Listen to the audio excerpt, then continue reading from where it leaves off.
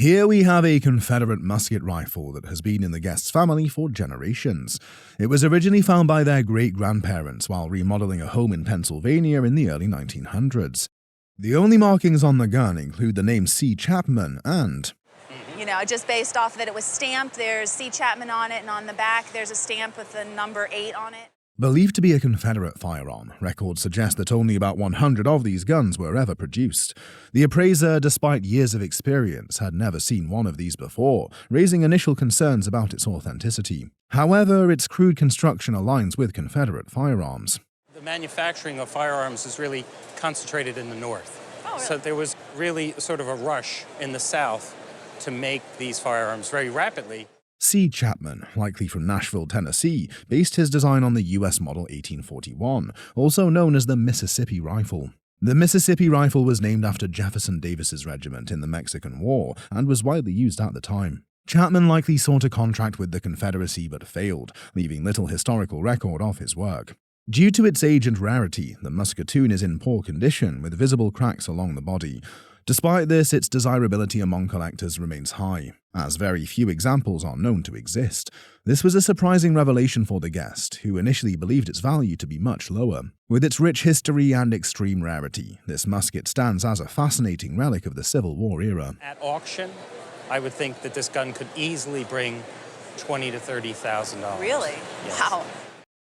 Today we have a stunning pair of all-metal Scottish pistols, purchased by the guest in 1977 while stationed in the Navy in Thurso, Scotland. He bought them from a jeweller for £500, which was nearly $700 at the time.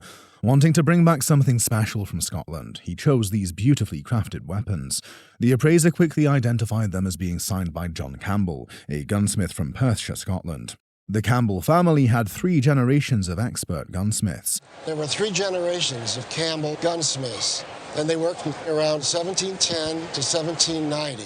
These pistols are remarkable for their craftsmanship, featuring a ram's horn butt. They have the belt hook here, and they have wonderful Baroque chasing.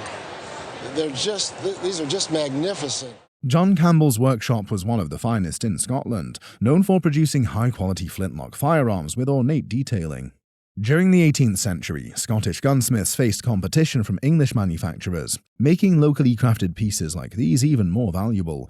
The guest had them appraised in 1985 at around $1,500 to $2,000, but today's estimate is much higher.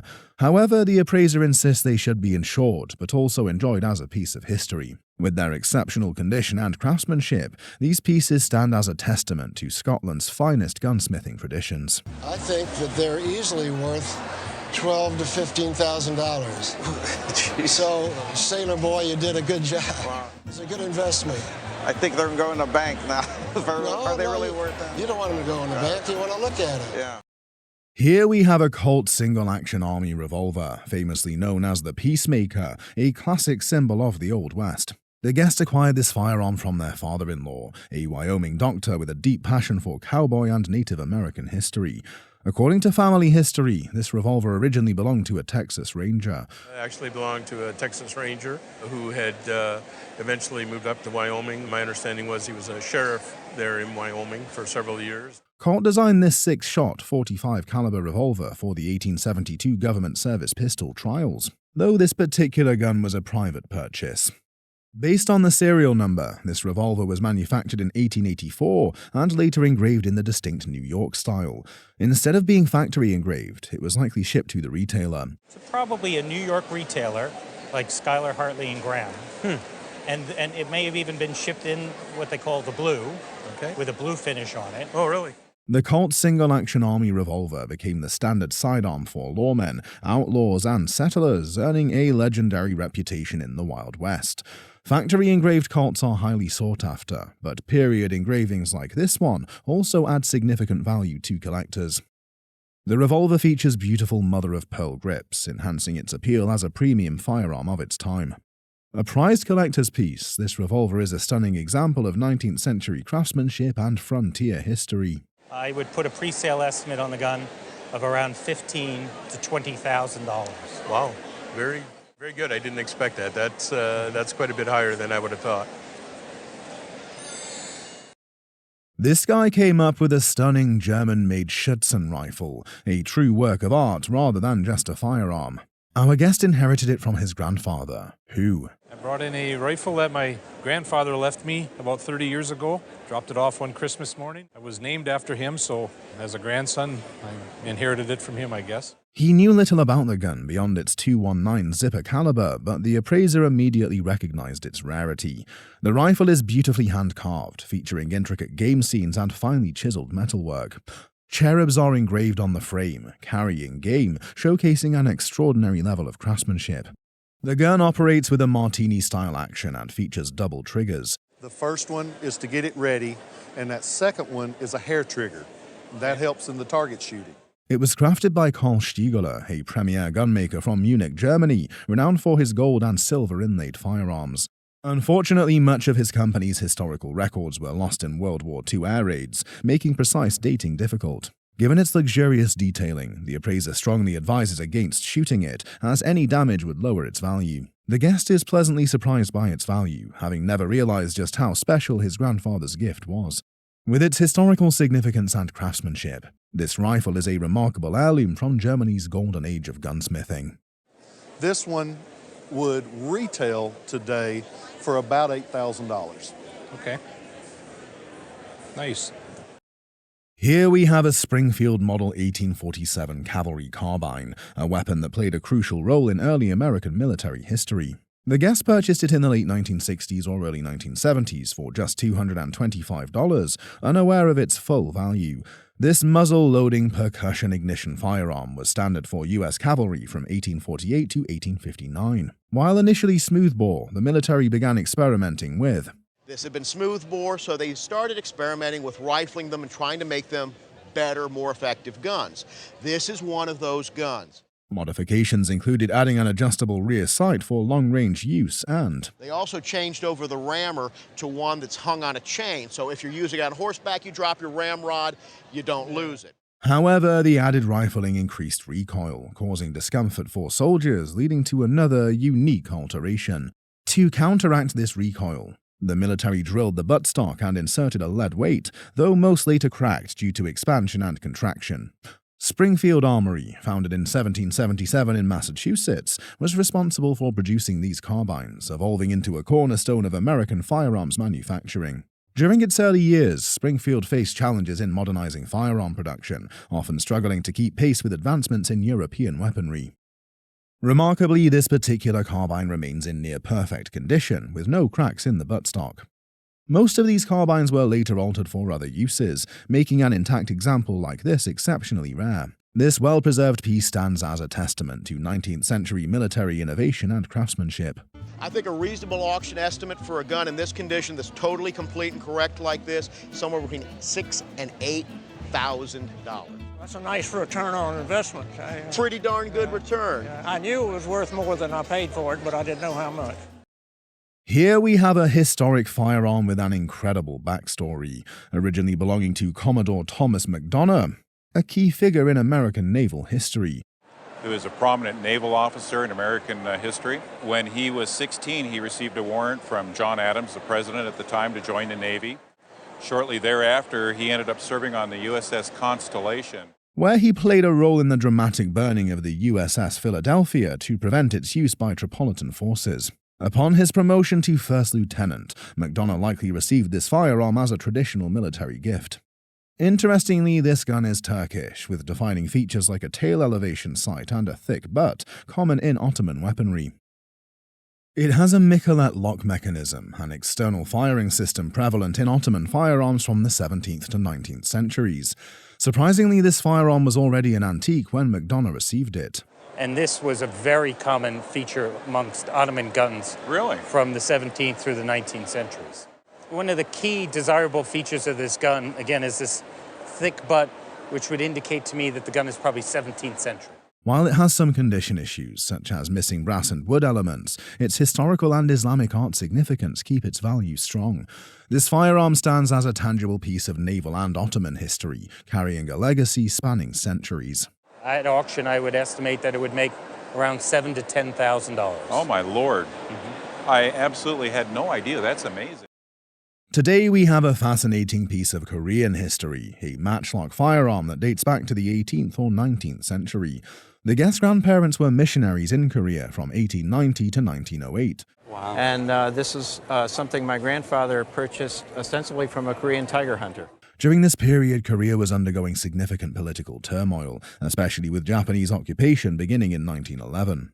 The appraiser has only ever seen guns like this in bucks, making this an exceptional rarity. This firearm is a matchlock, one of the earliest gun mechanisms, using a cord soaked in saltpeter that was lit to ignite the gunpowder. It features a hardwood stock and a handmade barrel, showcasing the craftsmanship that kept this model in use for centuries. The matchlock mechanism was first introduced to Korea by the Japanese in the late 16th century, during the Imjin War. Despite global advancements in firearms, Korea retained the matchlock for centuries due to its reliability in hunting and defense. Korean tiger hunting was a highly respected profession, as tigers were considered both a threat and a symbol of power in Korean folklore. Given its size and design, the appraiser finds it highly probable that this gun was indeed used for hunting tigers. The guest is thrilled to finally have clarity on this long-held family heirloom and its historical significance. This rare piece not only represents Korean weaponry, but also a bygone era of skilled craftsmanship and resilience. I would say conservatively at auction, the estimate would be like $3,000 to $5,000 on this gun. Right? I wouldn't be surprised if retail on a gun like this was $10,000 to $15,000. Really? Well, thank you. I've wondered for years what kind of gun it was and when it might have been made. Decades ago, a collaboration in fiberglass produced some of Wendell Castle's most unique designs. About 30 years ago, the speaker's husband worked for Wendell Castle in his woodworking studio.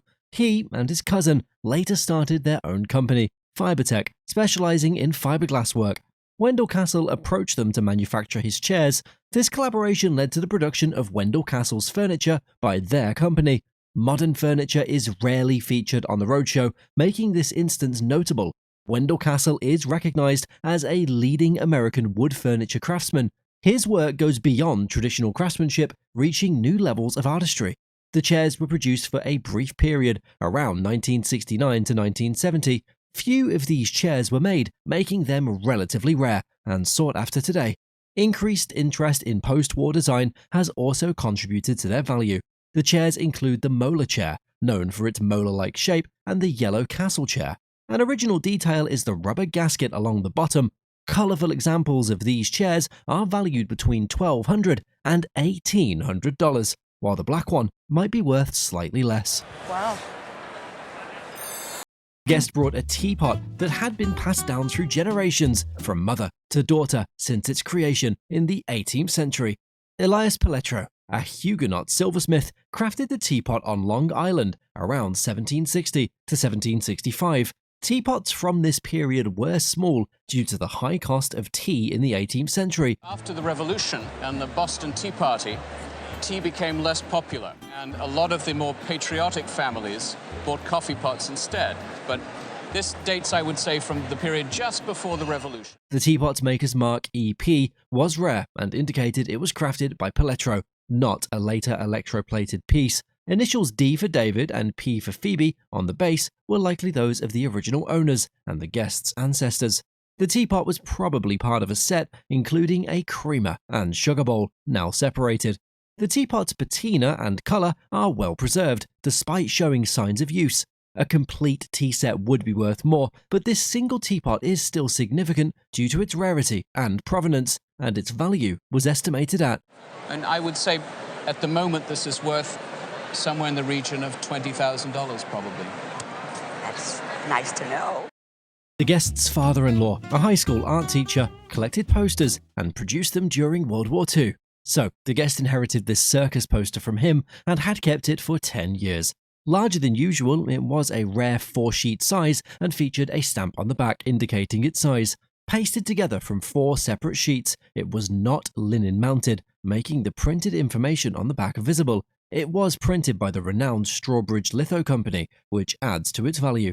The poster promoted animal trainer Alfred Court, but a separate piece of paper covered the name of earlier trainer Terrell Jacobs. That Terrell Jacobs, who was literally known as the Lion King, who worked for 16 different circuses throughout the course of his life, only worked for Ringling Brothers in 1938 and 1939. The poster was later adapted for Alfred Court, who worked for the Ringling Brothers from 1940 to 1945. Due to its larger size and rarity, the guest's poster was estimated to be. A conservative estimate for this would be between $3,000 and $4,000. Ooh, good. 1954 Peanuts Sunday strip was purchased by the guest Mo Willems and his wife on their paper anniversary 22 years ago. Mo Willems himself is a celebrity American writer, animator, voice actor, and children's book author. He has created a number of popular children's characters over the past 2 decades, including Elephant and Piggy, Wilbur the Naked Mole Rat, and a certain pigeon who should not be allowed to drive the bus. This strip, titled Peanuts, featured characters that drove interest. Schultz's artwork in this early strip showcased his developing style. He planned to donate it to the Schultz Museum eventually. The museum aims to collect and showcase as many strips as possible. The strip had been in the guest's possession for 22 years, making it fresh to market. The guest paid a couple $1,000s for it, but didn't want to know its current value. Noting its cultural significance, the appraiser estimated its value at. If this was at auction today, I estimate it somewhere between $50,000 and $75,000. And I'll continue just by saying that that's a conservative estimate, and some of these have sold. I'm not saying this one, but there have been Sunday pages topping the $100,000 mark. I would certainly try to make sure it's included on insurance policy. Right. Use the $100,000 mark as an insurance value. I'll do that. Thanks so much for having me. It was a pleasure. Great, Really it was fun a real meeting joy. you. These two vintage penny banks, hailing from Bethlehem, Pennsylvania. They went to Richmond, Virginia, where the family had treasured them. A cast iron material used to create these banks was a unique feature of American toy manufacturing. This renowned company, J&E Stevens, based in Cromwell, Connecticut, crafted this bank. We know J&E Stevens Bank always because it had this kind of circular coin trap. The first bank, titled Indian Shooting Bear, is a testament to the late 19th century fascination with the American Wild West. The bank features a detailed mechanism that allows the Indian figure to shoot a penny at a bear. A unique feature is the ability to insert a cap to create a sound effect, adding to the play experience. The second bank, Hen and Chick, is a more whimsical piece. It depicts a hen and her chick, and the penny is deposited by pulling a lever. At auction, these items are valued with an estimated worth of. I would estimate at $4,000 to $5,000. Oh my goodness, I had no idea. Oh my goodness. A captivating watercolor painting is present in the show. This incredible painting is passed down through generations. Depicted is a family portrait of 3 generations: a mother, her baby girl, her husband, and the mother-in-law. The primary way that people had images of their families. It was revealed that the painting had been discovered by the guest's grandmother's hope chest after her passing. Intrigued by the painting's origins and the artist's identity, the guests sought the expertise of the appraiser. As initially assumed, that the artist was not a man, but she was a woman named Jane Anthony Davis. This artwork was beautifully inscribed with the name of the subjects, like town, date, and the artist's signature, J.A. Davis. Additionally, the guest provided a photograph of the family taken in Nebraska at a later time. At auction, the estimated value of the painting would be between This unusual triple portrait and the single portrait would be $25,000 to $35,000. That's very nice. My husband will be very surprised. This guest presented 2 unique ethnographic pieces to the show. As a former flight attendant interested in anthropology, the guest acquired the items during her travels at a local store. The first piece, a comb adorned with the figurative element known as akwaaba, was purchased in Ghana during a layover. Interestingly, the akwaaba was traditionally carried by women to ensure fertility. The second piece, a pre-Columbian ceramic artifact, was purchased at a local store in Indianapolis. Initially, it was believed to be a reproduction, but it was later determined that it was an authentic 20th century piece. This artifact was identified as originating from the Guinea-Cast Nicoya region of Costa Rica and dated between 1000 and 1500 AD. During the firing process, the pressure builds up inside. If it didn't have a vent hole, it would explode. Despite some wear and tear, the artifact was valued at between. This piece at a good auction or a gallery would be $150 to $250. Not bad return. A unique collection of Playboy memorabilia was brought to be appraised. This guest presented with the 1976 Playboy Bunny of the Year costume she'd worn in the Chicago pageant, along with the accompanying trophy. This costume is in excellent condition and has unique features, such as the silver lame fabric and the accompanying tail and ears. Moreover, the trophy, a rare piece associated with the Bunny of the Year pageant, was also appraised. Additionally, the guest presented a program from the pageant. It featured signatures from notable celebrities like O.J. Simpson, Ringo Starr, and Milton Berle. An estimated value of the costume would be between. What struck me the most about your suit is that when they do come up for auction, I've never seen one in such complete condition. You have every piece of it. And the trophy and program were valued at a staggering. So altogether here you have at least $8,200 to $11,300 worth of stuff. Whoa, that's awesome! An incredible firearm was brought to be appraised by the guest. Her father acquired the pistol in Germany, or Austria, during World War II. His father had obtained the pistol as a souvenir and had obtained written permission from his superior officer to bring it home.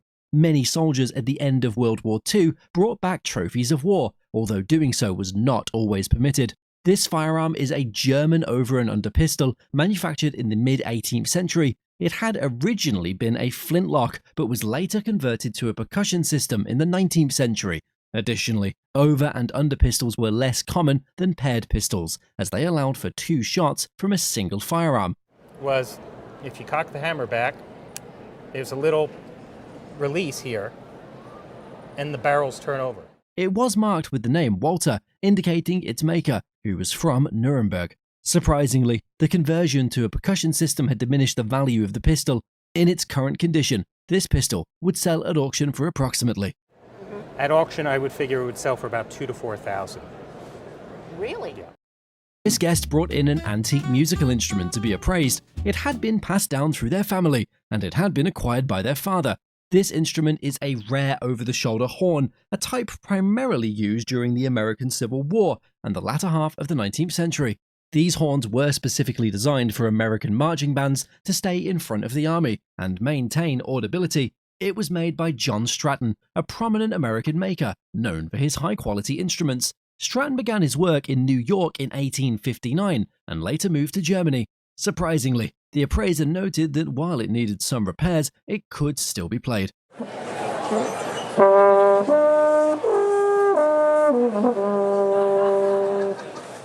An estimated value of the horn would be around.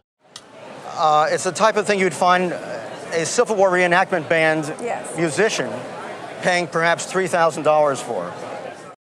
This lady brought in a cherished piece of pre-Columbian art, a Colima dog figurine. She'd purchased it from an art collector in 1999 after seeing it in an exhibition. She was instantly drawn to the figurine and its connection to ancient Mexico, a culture that had always fascinated her. Its previous owner had jokingly referred to the dog as pregnant and named her Spot, a name the guest found fitting. It is identified as a Colmia pottery dog dating back to between 200 BC and 200 AD. Its exceptional condition, well-preserved patina, and firing mark are the evidence of its authenticity. The shape and the form of her is the very best of the dogs that I've ever seen. Oh, wonderful. It is declared to be one of the finest Colima dog figurines they have ever seen, worthy of a museum collection. At auction, this beloved Spot is valued at a staggering. And I feel that in the marketplace today, she's worth $9,000 to $12,000 at auction. Oh my gosh. 2 Tiffany studio lamps, known for their unique design and craftsmanship, were brought in for evaluation. The smaller lamp features a geometric design with decorative elements known as the woodbine pattern. Displaying a swirling leaf or lemon leaf motif, the larger floor lamp stands out. Both lamps, likely from around 1905, feature transparent glass designed to maximize light in the early days of electricity and fuel lighting. These lamps had originally been owned by a close friend of the guest, who passed away in 2005. Tiffany Studios, New York. The signatures and serial numbers confirm the lamp's authenticity as early Tiffany pieces. And I also wanted to point out this little signature tag here. That's actually a very early tag also. Though the sockets were replaced, the original caps and decorative bases remain intact, enhancing their value. Together, the two Tiffany studio lamps have a combined insurance value of A lamp like this, I would recommend putting an insurance value of $85,000. Okay. They're both very nice examples, and I'm delighted to see them. A unique painting found hidden in a closet after the passing of the guest's mother held an unexpected story. This artwork is signed by John Ray, an illustrator born in 1882, who studied under the well-known American illustrator Howard Pyle. Ray illustrated about 50 books and was especially fascinated with Alice's adventures in Wonderland. He even wrote his own continuation of Alice's story in The New Adventures of Alice, published in 1917. This particular painting is a mashup of scenes from the two classic Alice books by Lewis Carroll. It blends the end of Alice's adventures in Wonderland with the start of Through the Looking Glass. Of the two books by Lewis Carroll. So at the end of Alice's Adventures in Wonderland, there are all these cards that fly up towards Alice. Created with oil on an artist's board. The piece also features a real playing card as part of the collage. Less famous than Tenniel or Dali, Ray was known for portraits of Albert Einstein and Carl Sandburg. While a bit worn, the painting was valued at around. I think in a retail setting, the asking price might be around $10,000. Wow. Not bad for something rescued from the trash. Not bad for the trash, no. In the mid-1970s, a keen-eyed flea market enthusiast stumbled upon a lithograph at a farmer's market. Initially framed unattractively, the collector snagged it for $15 and later had it reframed for display. This lithograph, Dust Storm, is by Robert Riggs, an artist renowned for his 1930s and 1940s illustrations and lithographs. Riggs, originally from Decatur, Illinois, worked primarily in Philadelphia and was influenced by American printmaker George Bellows. He's best known for his dynamic boxing scenes and his lithograph depicting the struggles of the Dust Bowl era. Dust Storm, circa 1941, powerfully depicts a dust storm, akin to Rothenstein's sheltering family. Riggs's Dust Storm, created for Purolator ads, is renowned for its dramatic contrasts and vivid portrayal of nature. Once an ad piece, the lithograph is now highly valuable due to its rarity and historical significance. He produced between 50 and 100, most likely. Not a lot have survived. Many are in public collections. In excellent condition, with only minor spots, the piece has a replacement value estimated at I would put a replacement value on yours at $15,000. Whoa, winner, winner, winner. Gibson Explorer limited edition guitar from 1976 holds significant personal and historical value. Originally produced in 1958 and 1959 from Carina wood, these guitars were initially unpopular due to their unconventional shape. By the mid-1970s, Gibson reissued the Explorer, this time using mahogany and aiming to replicate the original model. This reissue has since become highly collectible. This guitar belonged to the guest's brother, a community theatre performer, band member, and guitar collector. Despite some normal wear and pitting, which are typical for guitars of this vintage, the Explorer remains in good condition. The best way to clean these is saliva. Okay. Just enough acid to break down the oxidation without damaging the plating. That's good to know. As it marked the revival of the Explorer's line, the 1976 model is prized for its tone and distinctive gold wear. The current retail value of this guitar ranges between retail is probably in the $3,000 to $4,000-ish range. Okay, it sounds good. Yeah. This portrait of two children exudes a sense of immediacy and is truly captivating, having been passed down for generations on the guest's mother's side of the family. The painting is a finely executed work, with the subjects depicted beautifully. Parents chose to include the crutches, embrace the disability of the older sister. She's got her hands on her brother. The children's faces are expressive, and the room setting, along with their attire, likely dates the piece to the 1870s. In the 1870s, clothing for wealthier families was often quite elaborate, while those from less affluent backgrounds wore simpler, more practical garments. Furthermore, this is an oil painting, created using pigments mixed with oil, typically linseed oil as a binder. The artist was clearly well trained, demonstrating a keen ability to paint faces and hands with remarkable skill. It's all so beautifully executed. While portraits from this time period are often quite large, which can negatively impact their value in certain markets, this particular piece stands out.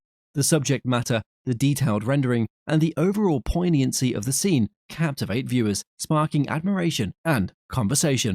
It is a truly remarkable piece, and if it were to appear at auction, it would be valued at. And a conservative auction estimate would be $6,000 to $8,000. Insurance purposes, it probably would be around $15,000. Wow. It is somewhat unusual to find a Legion of Merit awarded to an Allied serviceman. There were a number of them awarded to Soviet officers, and every once in a while you find one to a British or Commonwealth serviceman. This particular medal was presented to the guest's father, who was tasked with cleaning the area ahead of the American landings in Normandy during the Second World War. Alongside the medal, we have a beautifully framed citation and a Distinguished Service Cross awarded by his own government. Additionally, the guest has provided a copy of the map, which is now displayed on the blackboard in the caves carved in the Chalk's Cliff beneath Dover Castle. It also includes a document containing written orders from his commanding officer. During the Dunkirk evacuation, the Navy identified him as someone with extensive knowledge of the local waters. Consequently, he was assigned to take the Galston lifeboat over to Dunkirk. The Battle of Dunkirk, also known as Operation Dynamo, occurred from May 26th to June 4th, 1940, in the town of Dunkirk, France, and it is a significant history of World War II. If not for the dramatic evacuation of the BEF from the continent back to the island, it's very likely that the Germans could have won the war right then and there. The presence of the Legion of Merit citation, directly linking it to the guest's father, along with the Distinguished Service Cross, underscores his significant contributions and enhances the value of the collection. However, historical value and monetary value often follow separate paths. The true worth of these items is embodied in the medals themselves. Because that's where the collector's market is. Where the historical value is, where the humanitarian value is in this, is the material related to Dunkirk. Therefore, the entire collection of these captivating pieces would be valued at. The value for the entire grouping at retail today would be somewhere between $5,000 and $6,000. I'm not going to sell it. It's going to stay in the family, but thank you. Don't be fooled by appearances. This unassuming item holds a fascinating secret. The magic happens when you lift the lid. Inside, you'll discover a set of carefully numbered wooden sticks, each one meticulously crafted. The guest was initially puzzled by its purpose. Now, you see, I hadn't any idea what that was. I thought it perhaps was something to do with cards. This silver box, it turns out, was a crucial part of shooting parties. What you would do is you would jumble them up, concealing the numbers by putting them in that way round. And when you were on a shoot, it ensured a fair and impartial selection process for choosing guns each day, allowing everyone an equal chance. Remarkably, this tradition continues in some circles even today. Crafted with precision in London in 1927, this captivating box carries with it nearly a century of rich history. And consequently, they're actually quite valuable things. Interestingly, these unique boxes were often personalized with intricate engravings or distinctive markings. Given its unique nature and rich provenance, at auction, it could command a price between £400 and £600 at the auction. During the 1916 campaign, his father met Kennedy at the airport and took him to events. The collection includes items signed by John F. Kennedy, also known as Jack Kennedy. With a lengthy inscription down here to the governor. The governor Rolvog with esteem and best wishes from his friend, Jack Kennedy. The larger image shows Kennedy smiling and interacting with a crowd and the guest's father. Beneath the photos are documents, including a typed letter on official letterhead. Another handwritten note or letter is visible as well, likely signed by Kennedy. To your father, he inscribed a copy of the book, with warm personal regard and very best wishes, Jack Kennedy. Signed photos and letters are valuable for their historical significance and Kennedy's legacy. The display shows preserved memorabilia linking to one of America's iconic presidents. Its historical charm was undeniable, and the appraiser valued the item. The inscribed photo is worth $2,000 to $3,000 at auction. The letter as senator probably put an auction estimate on this of $1,500 to $2,000. The strategy of peace, I would say $1,500 to $2,000. Well, thank you very much. You're welcome. What we have here are authentic original puppets. The guests' aunt acquired these puppets, which were used in the production of Rudolph the Red-Nosed Reindeer. Including Rudolph and Santa, we had Yukon Cornelius, Herbie the Misfit Dentist, and a few others, including a sort of reindeer, that got melted in our attic, thanks to my mom. Rudolph the Red-Nosed Reindeer is a classic Christmas story about a young reindeer who is mocked by others because of his glowing red nose. The film was made in 1964 and has certainly earned a warm place in the hearts of many. The collection includes a young Rudolph and a Santa figure. The puppets are crafted from cloth, wood, and likely some plastic. These puppets feature articulated legs and necks, allowing for full movement and flexibility. However, these pieces are truly iconic, elevating them to an entirely different level. Though not toys, everyone who has seen them immediately recognizes and appreciates their charm. They are not in perfect condition. The nose has been replaced, the bowl is broken, and Santa's whiskers are missing. If these beautiful and remarkable pieces were to be appraised, they would be valued at $8,000 to $10,000 for the pair. What it would go for at auction, that's anyone's guess. Okay.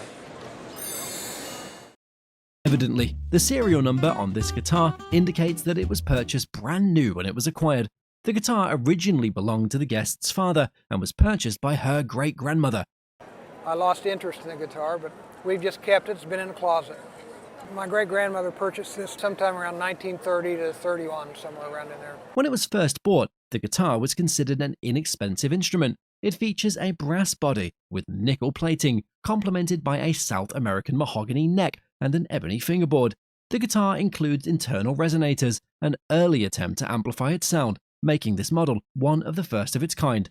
Moreover, it has 3 cones inside, earning it the name tricone, and these cones are made from stamped aluminium. However, these 3-cone models predate the later versions that feature only a single cone. Most of these guitars were intended for Hawaiian-style playing with a steel bar. In fact, because so many of these guitars were played that way, people often think that Hawaiian steel refers to the fact that the guitar is made of metal. The resonating cone functions similarly to the head of a Victrola, capturing the signal and driving a thin aluminium cone, while the body amplifies the sound. Additionally, this guitar shows a fair amount of what we call honest wear, but none of the edges are lifted and the seams remain intact. The retail value of this gently used guitar in a specialty shop would be a substantial figure of. Probably be $5,500 if it had that kind of history, and for good reason. It's been in the family and that's where it's going to stay. So. Sure. Portrait that captures both history and artistry. This intriguing painting is a family heirloom that offers us a window into the rugged world of the early 20th century. At first glance, it might seem like just another portrait, but oh, what a story it tells. The subject of the painting is none other than Ben Lilly, a legendary hunter and scout with a larger-than-life reputation. He's like this mix of John Muir.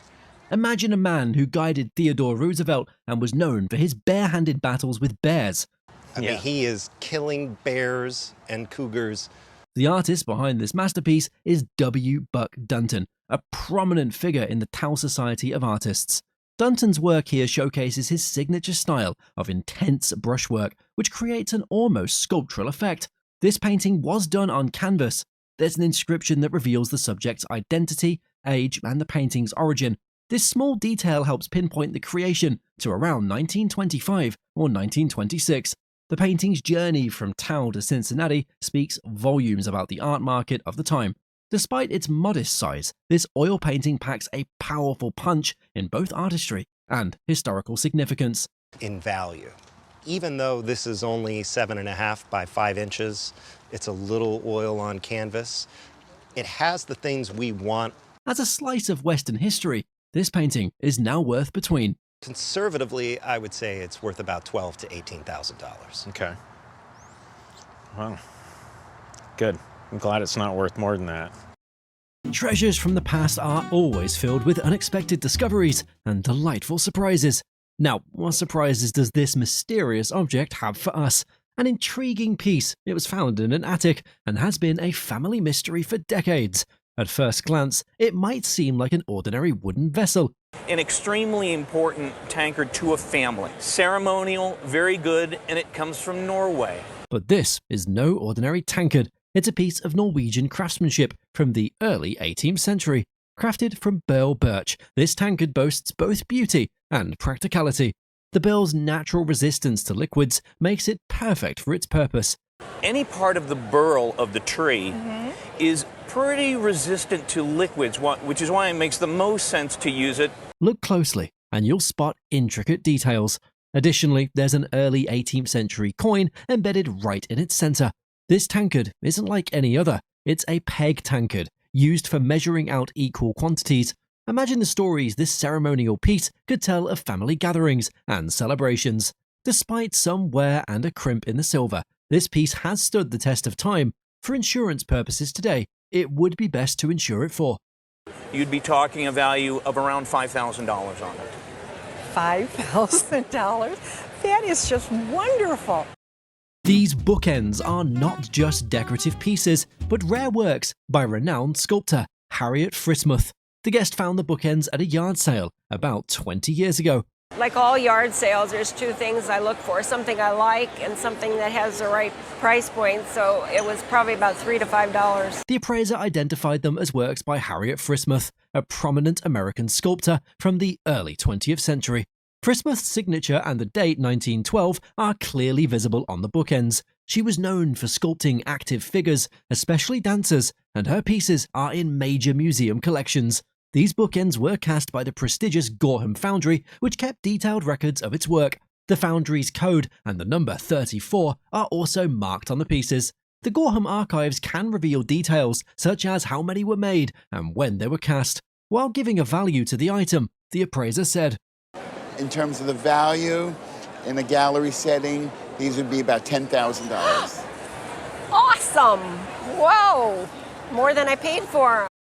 This Abbott and Downing coach is not just a relic, it's a stunning piece of American history.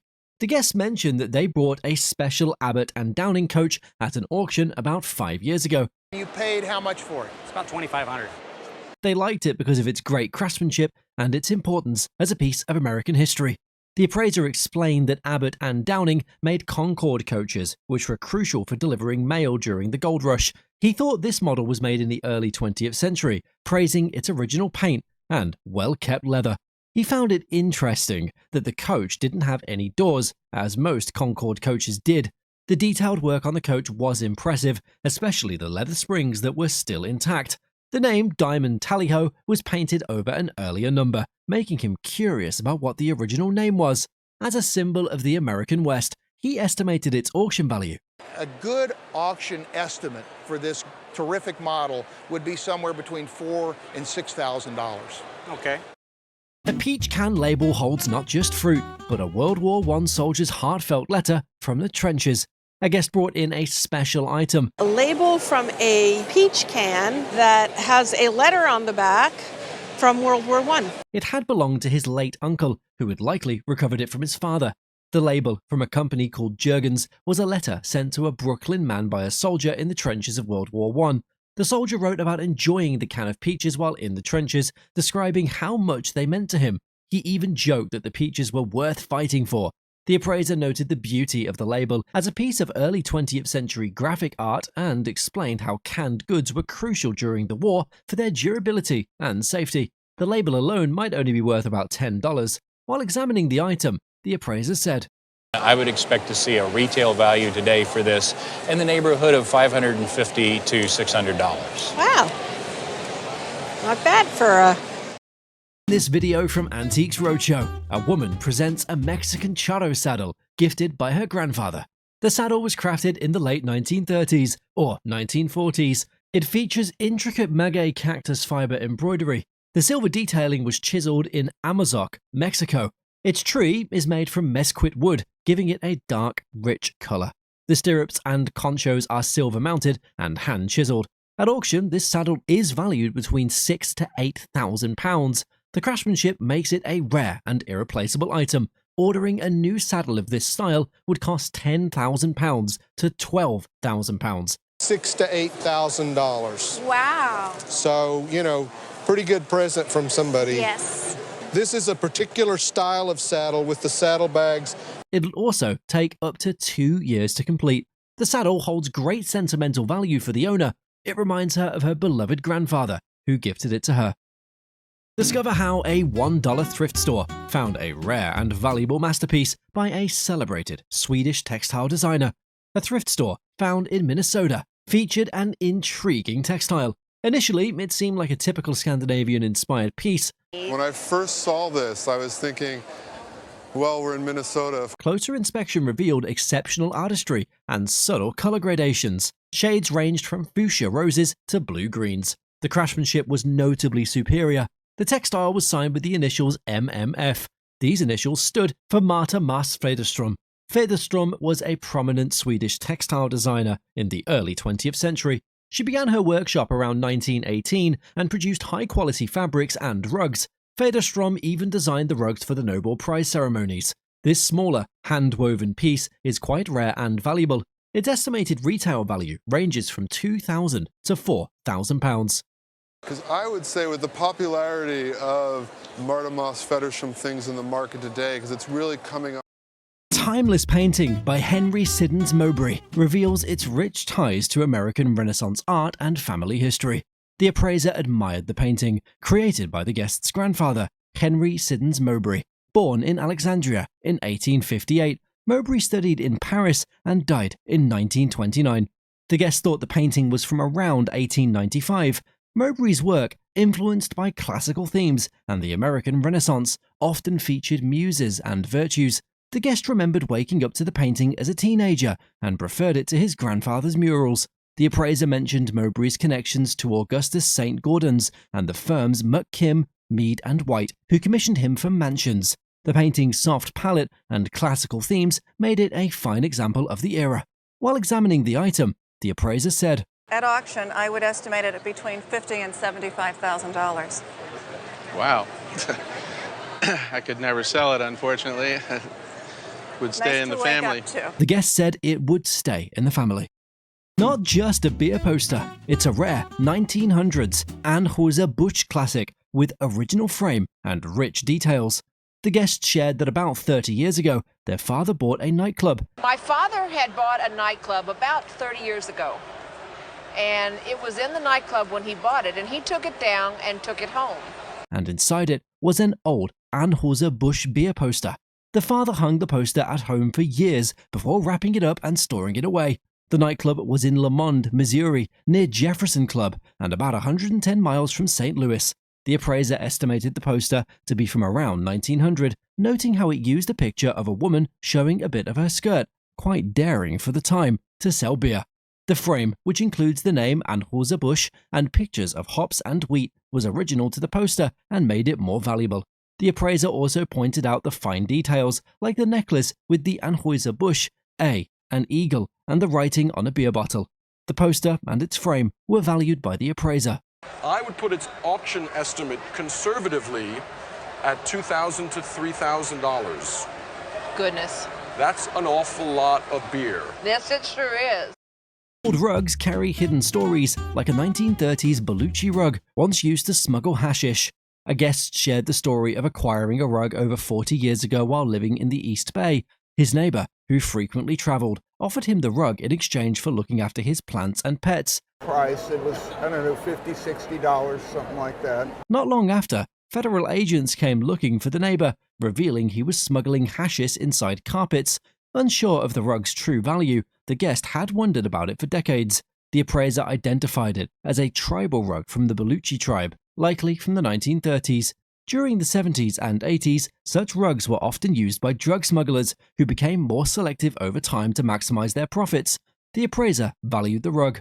Say it would retail for around $800. Really? It can very easily be restored. He recommended restoration, suggesting it would be a good investment. The guest was pleasantly surprised by the appraisal. Did you know Old Salem houses the most comprehensive collection of Moravian ceramics in America? A guest brought in what she believed was a doll from her great-great-grandmother, originally from Winston-Salem, North Carolina. Despite looking like a porcelain doll, the appraiser identifies it as. This is a very rare bottle. Ooh. It was made by Moravian potters in Salem, North Carolina. Created by potters in Salem between 1810 and 1830, this type of flask features a hole where a cork would have been, explaining the unusual feature mistaken for a doll's hair. Old Salem was renowned for its pottery, producing various forms like squirrels, fish, and turtles, with the doll design being one of the more common ones. The flask was mold-made rather than hand-thrown, adding to its collectible value. With the addition of a necklace by the guest's grandmother, the item's appearance was further altered. The appraiser confirmed that in its original state, the flask could fetch. Would sell at auction for between $15,000 and $25,000. The guest, astonished by this valuation, decided to continue dusting the flask. Auction win revealed a trove of Fred Rogers personal letters and postcards at a local auction. Someone thought they were bidding on a single Victorian-era Valentine's Day postcard. They were surprised to win the entire box for $1 instead of just the postcard. The box turned out to be a shoebox full of personal memorabilia. Among the items were postcards featuring Fred Rogers, the host of Mr. Rogers' Neighborhood. Seeing Rogers intrigued them, as he was a beloved figure in public television. The postcards were written in Rogers' handwriting and addressed to what seemed like family. In the letters, Rogers asked about their well-being and if there was interest in his show in Cleveland. The find felt special due to Rogers' iconic status. The postcards were from the mid-1960s when Rogers had returned from Canada. He'd previously hosted the Mr. Rogers Show in Canada before starting Mr. Rogers' Neighborhood in Pittsburgh in 1966. One letter mentioned ETV, and Rogers hoped to expand the show into Cleveland. By 1970, PBS picked up the show, leading to its growth. The postcards, all signed by Rogers, were estimated to be worth $1,500 to $2,500, making the discovery valuable and enjoyable. Thinking about the idea that if they didn't pick it up, what we would have missed, the three letters, I would say conservatively on a retail value is $1,500 to $2,500. Conservatively, as a package, and they're just so much fun. I mean, what can you say? A cherished heirloom, this miniature reveals a hidden legacy of artistry and significant value. It was purchased about 40 years ago by her husband's aunt. The aunt lived in Richmond and went to Williamsburg for a day of shopping. She found it on a center table, prominently displayed. After convincing her husband, they bought it. There was no receipt or information provided with it. The item bears the signature of E.J. Cupjack, or Eugene Cupjack. Eugene Cupjack was active in the late 1930s, creating miniature rooms for the Thorne family. His work can be seen in the Art Institute of Chicago today. The piece was likely completed in the 1950s. Miniatures like this are now highly valued at auction. This is what the appraiser said about its worth. So if I were to estimate this at auction today, and I think we're conservative, we would say between $5,000 and $7,000. That's amazing. Hidden gem of American folk art, this intricately carved bird tree could soar to new heights at auction. He attended an auction in Tonganoxie 4 or 5 years ago. He saw the item and he thought it was neat. After waiting all day, it finally went up for sale. His competitor decided it wasn't worth it and walked away. He didn't know much about the piece, stored in a shed behind the house. It turned out to be a beautiful example of American folk art. The piece resembles Pennsylvania German bird trees, though it could have been made locally. The carving is intricate, featuring scenes like a mother robin feeding her young. It likely dates back to the late 19th or early 20th century. The appraiser had this to say about its worth. And I'll go out on a limb and say, you know, it could bring closer to $10,000 at auction. Nice. Rare archive of personal documents from Franklin and Eleanor Roosevelt's inner circle. The guest brought historic documents that once belonged to her cousin, who had served as Mrs. Roosevelt's personal maid. After her cousin passed, she inherited the archive. She mentioned visiting the White House 3 times during President Roosevelt's time in office. She once witnessed the president having his portrait painted. The collection, consisting of about 100 pieces, includes greeting cards, Mrs. Roosevelt's calling card, and numerous letters. Most of the correspondence began after her cousin left the White House. One standout piece is a photograph of Franklin and Eleanor Roosevelt from Christmas 1941, showing Eleanor knitting and Franklin reading, portraying a serene home life. The archive's value was stated as such. A conservative auction estimate for the entire archive would be around $8,000 to $12,000. Oh my, yeah. Wonderful. The owner was delighted by this estimate. Saying one man's trash is another man's treasure, this phrase is quite fitting in this guest's case. The guest discovered a hidden treasure on their morning walk, a lamp with an intriguing backstory. At first, the guest planned to give it away, calling the lamp ugly, before her neighbor suggested. I ran over to my neighbor and asked him if he could cut the cord off and fix it. He said the plug alone is really old and that I should wait and find out about the lamp. Little did she know, she'd picked an exquisite Louis Comfort Tiffany creation. It dates back to between 1920 and 1928, showcasing the artistry of Louis C. Tiffany Furnaces Inc. It features a gilded bronze base adorned with an enamel design and a stunning damascene blown glass shade in a rare caramel color. The shade itself is a marvel of craftsmanship, displaying iridescence and bearing the trademark LCD Favril. This particular lamp in a retail setting could fetch between. Something like this could sell for between $10,000 and $15,000. To preserve its worth, the appraiser suggested rewiring it and Please don't ever transport it in one piece with the shade on like you did, because the bulk of the value is in this shade. Imagine being able to retire thanks to a 2,000 times profit on an item bought for less than the cost of dinner.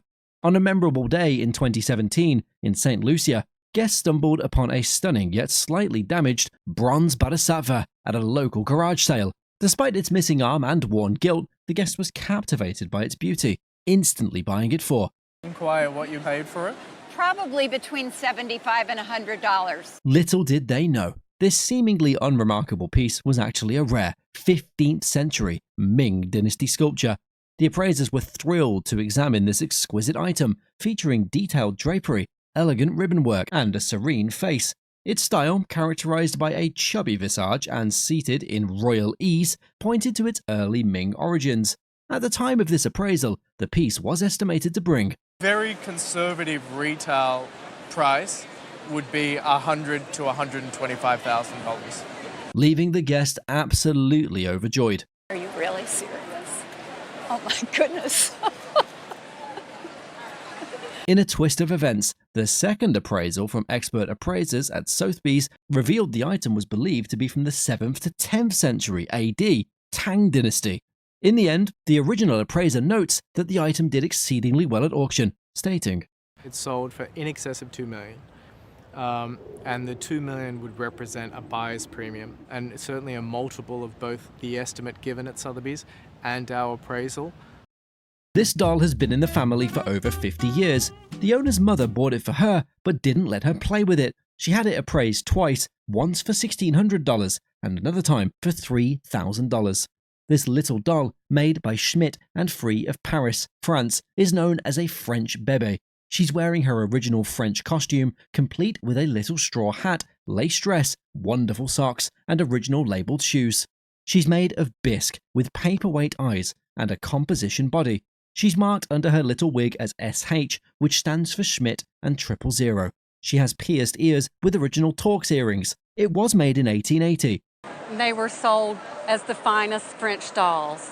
Beautifully made, very excited to see her. This doll at retail would sell for $16,000 to $18,000. Oh my goodness.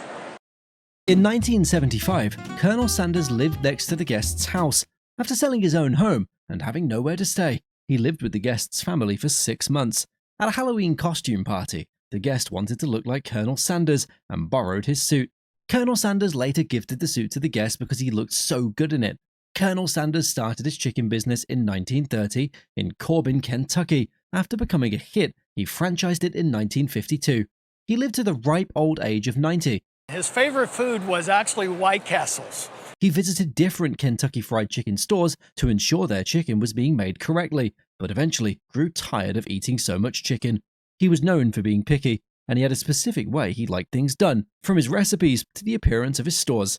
You can also see on the inside of the suit that it does have the label, which reads Warren Kloop tailored especially for Colonel H. Sanders. The collection also includes black tie, and signed reprint canvas. Value of the signed canvas is Valued at about $300 to $500. and the remarkable suit can get a value of.